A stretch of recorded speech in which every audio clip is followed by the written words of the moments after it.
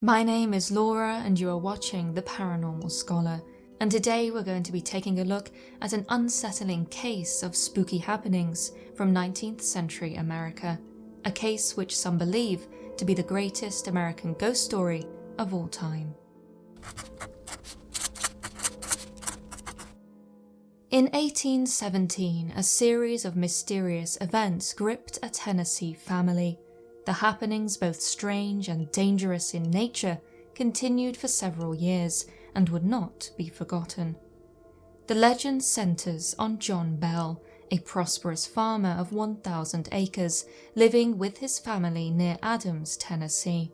According to the most prevalent tale, Bell was a model citizen, a good family man who was highly respected throughout the local area. One day in 1817, John Bell is said to have noticed a strange animal whilst out walking through his cornfield. The animal was unlike any he had ever seen, and it stared at him intently as he approached it. Concluding that it was most likely a dog scavenging on his farmland, Bell shot at it and watched it run away. This event, though seemingly innocuous, is claimed to have inaugurated a strange series of events that would forever change the Bell family. After the dog creature, other peculiar animals were sighted around the Bells' land, including an enormous, odd-looking bird and a large black hound. Such strange phenomena became more frequent until one day something knocked on the Bells' home. Something is an apt word, for despite the family's investigations, no person nor animal was deemed to be the culprit, with the knocks being heard on the door and walls of the farmhouse. The strangeness now moved to the house. It was at this point that the happenings entered the home. It started in the room of the Bell boys.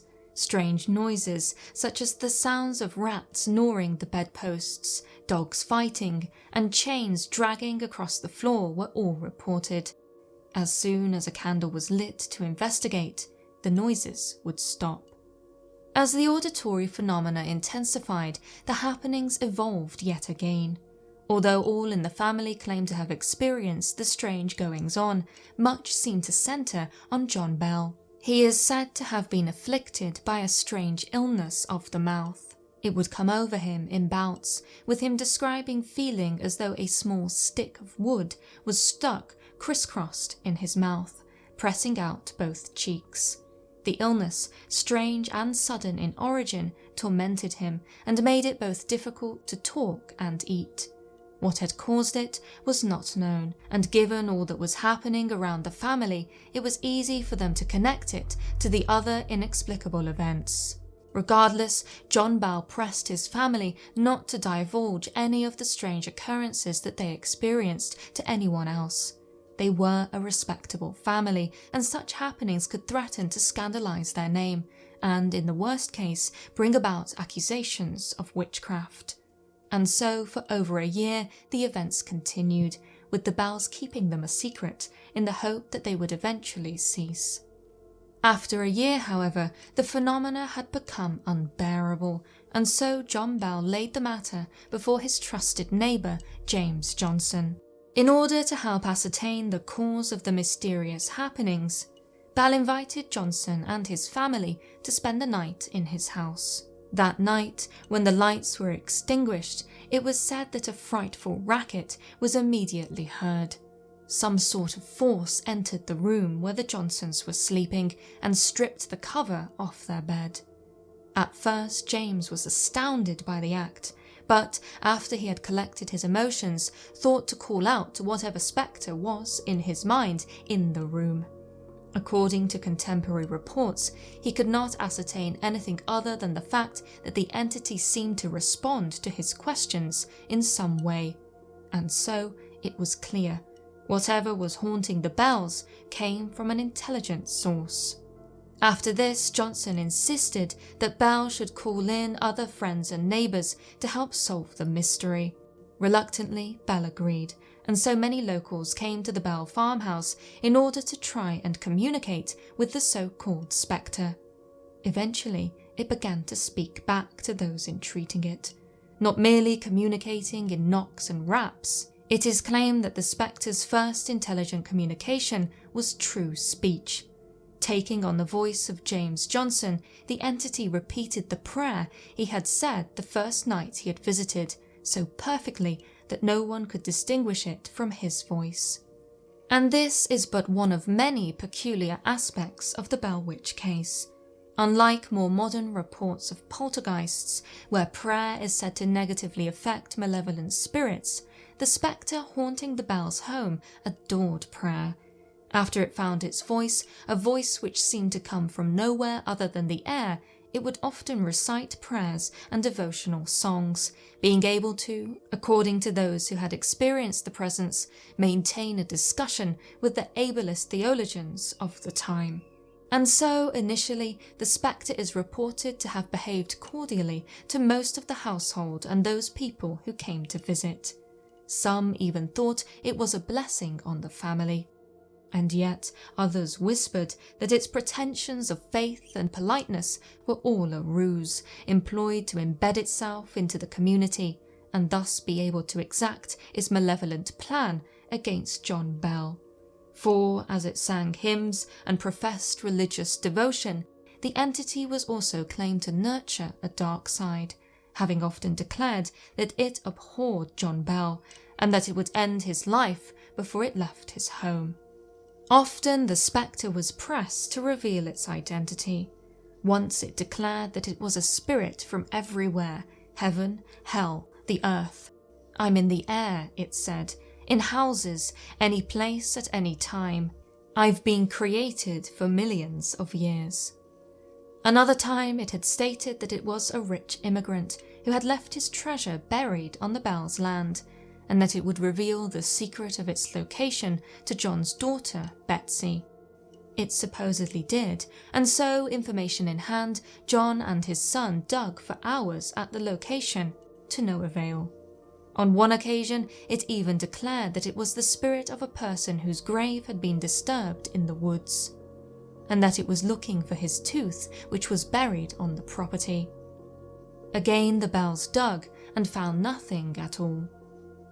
With the entity seemingly taunting the family, many began to suspect that the spectre was a witch.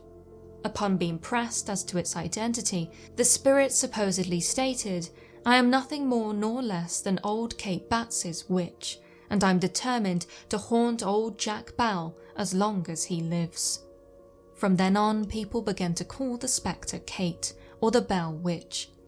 Indeed, there was a Kate Batts in the area, with there being bad blood between John Bell and her, a contemporary document attesting to some bad business between their two families, which had soured their relationship. However, Kate Batts was still very much alive at the time, and when she heard that the spirit haunting Bell had identified itself as her, she vowed to prosecute whoever perpetuated the rumour. She was no witch. Yet, no person was prosecuted, as the sources claim to have been the spirit. Much later, Kate Batts passed away, a tragic end to a woman who was never able to shake the suspicion of witchcraft. Indeed, the suspicion hung so heavily over her that, when she passed, no one wanted to sit the night with her body, a common custom of the time. And so the spirit was viewed as malevolent. It would not leave the family alone. Besides John, it paid particular attention to his daughter Betsy. It slapped, pinched, bruised and pricked her with pins. It was even claimed by those around Betsy that when the spirit struck her with unseen hands, the sound of the strike was audible. The situation became so extreme that she was not allowed to sleep alone at night, lest the spirit cause her further harm, with one of her friends taking turns to accompany her. Terrifyingly, the entity not only tormented her, but also the young man to whom she was betrothed. It did not like him and wanted Betsy to drop the engagement. As time went by, the Bell Witch's infamy continued to grow until everybody in the area knew of the spirit. It is even claimed to have attracted the attention of the general and future president, Andrew Jackson. It is said that he, intrigued by the case, visited the house with a witch layer an exorcist of sorts so as to help cleanse the family of the foul spirit. That night, the witch layer shot at the entity with a silver bullet, an action that achieved little more than causing damage to the property. A sensational story, and yet it can be heavily disputed. There is good evidence to suggest that Jackson was elsewhere in the country at the time. Even so, that a national hero has been connected to this case attests to its infamy and far-reaching reputation. In this way, the Bell Witch attracted people from all around. A journal written in 1820 by, coincidentally, another John Bell, a captain of the American Army, described how he had travelled to see a young woman with a voice accompanying her. He wrote how the voice was advising her on who to marry, stating that thousands of persons have visited her to hear this voice. And yet, despite many people travelling and wanting to be impressed, there was a significant amount of doubt thrown on the case by contemporaries. Captain Bell, for example, alongside describing the voice, stated that many are under the impression that it is ventriloquism imposed upon the hearers either by the girl, Betsy, or her brother. Modern observers have raised similar concerns. Yet, other than cynicism and inherent disbelief in the sensational claims that were being made, no definitive proof of a hoax has ever been found. And so, no one could solve the mystery of the Bell Witch. Eventually, after 3 years of torment, the entity seemed to make good on its promise of terrorizing John Bell to death. After a period of severe and terrible illness, he passed away. When he was pronounced dead, the spirit Kate is said to have shrieked in triumph and claimed to have been poisoning him throughout. And indeed, it was discovered that there was a bottle of poison in John's medicine cabinet. After John's death, the phenomena died down and was only centered around Betsy until she decided to comply and drop her engagement. When the final demands of the Bell Witch were met, it stopped haunting the family. There the main part of the Bell Witch's story ends. It is uncertain if the entity ever returned, although some have claimed that 7 years later, the Bell family was once again subjected to its supernatural torments. What caused its reappearance, or indeed original manifestation, has never been fully established. For the most part, people, both the Bells and observers, have been happy to attribute the spirit to Kate Batts, even though she was alive at the time. It alleged it was her witch form and seemed to respond whenever it was called by her name. And yet, if one is to support a supernatural origin, there are other explanations. On one occasion, when it was not claiming to be the living projection of the witch spirit of Kate Batts, the entity is said to have attributed its origin to the Native American burial mound located on the Bell family's property. One of the Bell boys, the spirit claimed, had disturbed the grave, triggering its release and subsequent curse on the family. Observing from the present day, the disturbance of a burial ground triggering paranormal activity can be said to be something of an American pop culture trope. From the claims about Native Americans made in Jay Anson's The Amityville Horror, to the infamous scene of corpses and coffins bursting from the ground in the 1982 film Poltergeist, to the suggestion that blood-stained earth was responsible for the malevolent manifestations allegedly experienced by the Cramner family at Brownsville Road, there are innumerable horror movies and supernatural stories that depict grave desecration, most especially of Native Americans, as being the cause of supernatural harassment. It can be said that the cliché has become too, well, cliché to be believed. And yet, in the case of the Bell Witch of Tennessee, we may have just found the origin of this horror stereotype, the case which, if a cynical mindset is to be adopted, spawned all the rest. That the entity first entered the Bell farmhouse via the bedroom belonging to the Bell boys could be said to lend credence to the Native American burial mound explanation. After all, it is said that they were the ones to have disturbed the grave and thus triggered the happenings. Located on the bluff above the entrance to the cave associated with the spirit, the mound is thought to represent a much larger burial ground, with the remains of a Native American woman having been discovered nearby during construction of a road. Her bones were interred in the cave, with it being theorized that one particular chamber within the cave, a large room about 30 feet in with perfectly straight walls which appear to have been chiseled out from the rock, was once used for native burials. It is this association with death and sacred ceremony that has led to the theory of the cave acting as some sort of portal to another world. It is through this portal that the entity came to be known as Kate is thought to have manifested and then eventually moved into the farmhouse. And indeed, present-day investigators into the Bell Witch case have sought to evidence this theory. One such investigator is Sara Dulaney Pugh. Working under the alias Angel Lee, Pugh is a self-described spiritual messenger who worked with other researchers for the filming of a 2015 television series on the Bell Witch case. Using her mediumistic abilities, Pugh claims to have communicated with Betsy Bell directly, so as to learn the truth of the Bell Witch mystery. Far from being the fault of Kate Batts, or indeed the mischief of Betsy herself, as some have suggested, the happenings that the family experienced was due to the land on which they chose to settle being cursed. Once they disturbed the ground, the curse was set in motion. In describing her supposed communications with the spirit of Betsy, Pugh even claims that the poisoning of John Bell was not the fault of the entity, but rather the earthly actions of a slave. The curse, she claims, was only capable of doing so much. Of course, these claims cannot be proven, but they do help to paint the picture of a legend very different from the one which is most commonly associated with the Bell Witch case, namely the witchcraft of Kate Batts.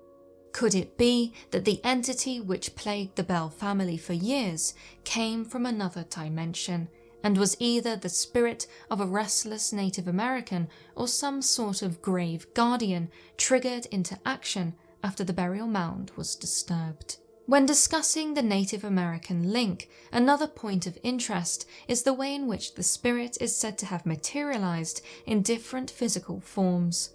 When John Bell first encountered the entity, it was in the form of an unnatural dog. In addition to this, it was supposedly seen taking the shape of a giant, unearthly bird, and then again later as a large black hound wandering the road. It has also been suggested that the dog, when seen by John, was a chimera, having the body of a dog and the head of a rabbit. The alleged shape-shifting nature of the entity is arguably reminiscent of a skinwalker, a malevolent witch of Native American belief who has the ability to either possess or turn into an animal. If the entity was some sort of vengeful being triggered by the disturbance of the burial mound, its skin-walking characteristics make sense. Intriguingly, such shape-changing qualities continue to be associated with the Bell Witch entity. In 1987, a local resident and owner of a nearby gas station called H.C. Sanders claimed that, some 20 years previous, he had a strange encounter near the Bell Witch cave. It was night, and he ran out of gas close to the Red River, which the cave overlooks. Deciding to abandon his vehicle and walk into town, he was surprised to find himself being followed by a rabbit. It appeared from the woods and kept pace with him, to the point that even breaking out into a run did not shake the creature. Describing his experience, Sanders alleged that the rabbit was anything but normal, and that, in addition to chasing him, it spoke with a human voice. And so, in the centuries since the Bell Witch spirit first appeared in 1817, it has been associated with many creatures, from black dogs, to large birds, to bears, to rabbits, to gnawing rats and rodents. Today, the legend of the Bell Witch is as strong as ever. The cave to which the spirit is said to have retreated is on the National Register of Historic Places and attracts many tourists. Although no longer owned by the Bell family, guided tours are given, with the history of the happenings preserved in a purpose-built replica farmhouse on the property in Adams, Tennessee.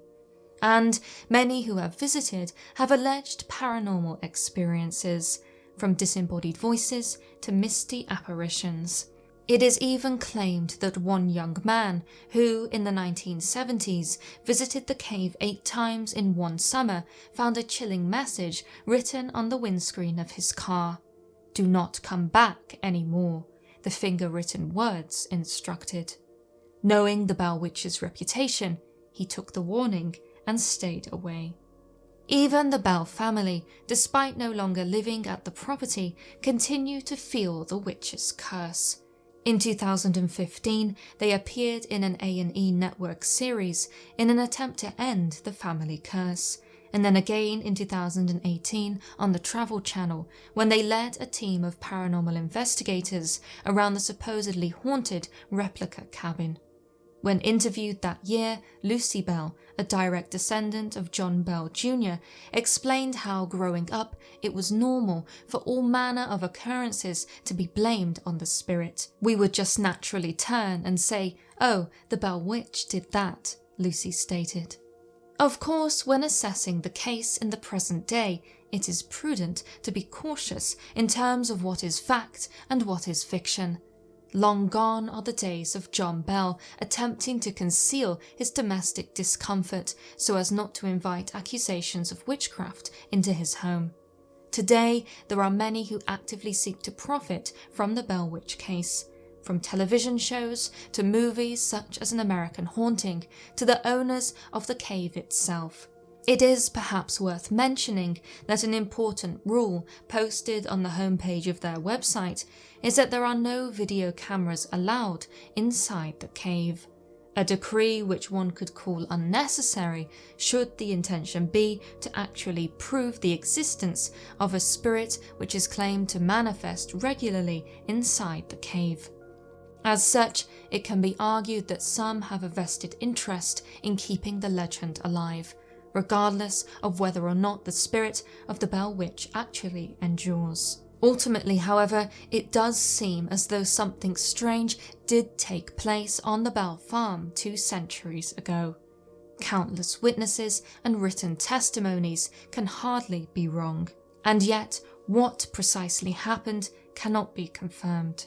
200 years of Chinese whispers which have blamed the events on the witchcraft of Kate Batts, the ventriloquist mischief of Betsy Bell, and on an interdimensional portal leaking malevolent forces have obscured the original mystery. Whether or not the witch remains at the cave is equally enigmatic, and can probably only be resolved by an in-person visit. Just leave your video cameras at home, please. Thank you for watching. If you enjoyed this video, don't forget to like and subscribe for more of the paranormal.